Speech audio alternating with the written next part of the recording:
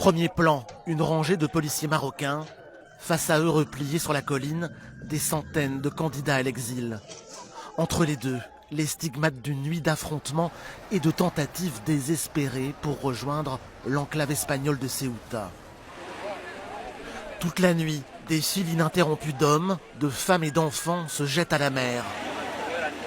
Au total, 18 d'entre eux vont mourir noyés. D'autres préfèrent rebrousser chemin. On nous a dit de prendre la route de la mer. Je me suis alors retrouvé complètement submergé. J'ai tout fait et j'ai vu 2 jeunes hommes mourir sous mes yeux. Alors j'ai reculé. Je me suis souvenu que j'avais 2 enfants et que je ne pouvais pas risquer ma vie. Depuis plusieurs jours, il serait 49 000 selon les chiffres du ministère de l'Intérieur espagnol à avoir réussi à passer la digue frontalière qui sépare le Maroc de Ceuta. Toute la journée d'hier, des grappes humaines abordent ce bout d'Europe à la nage. Certains tombent en prière en accostant. Pour d'autres, la traversée a été fatale. Les réseaux sociaux annonçaient que les Marocains ne pouvaient plus être refoulés. Alors ils se sont tous jetés à l'eau. Honnêtement, ça me brise le cœur de voir tant de gens souffrir. Et qui sait combien se sont noyés en chemin.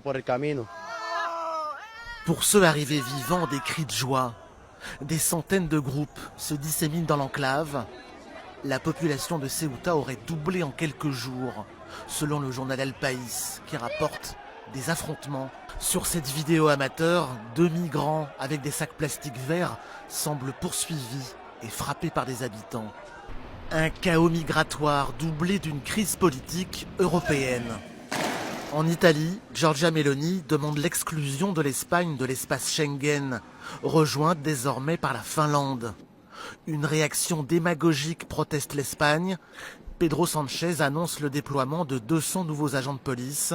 Le Premier ministre espagnol vient d'arriver à Ceuta.